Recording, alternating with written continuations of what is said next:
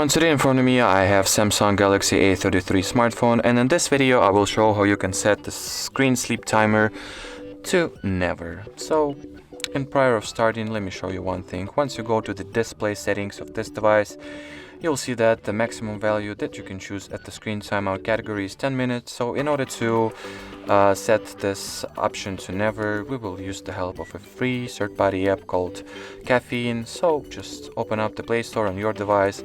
Here type in Caffeine. That's the app that we are looking for. Click on install, wait for the app to get downloaded and installed. It will take just a few seconds, as you can see. Right now all that it's left to do is to open it, don't show again, and here at the timeout make sure that the infinite value is chosen, as you can see in here. Once this value is selected, that basically means that as long as this app is active and running, your screen will not turn off automatically, no matter how much time it will have the idle status, or should I say for how much time it will be in the idle status.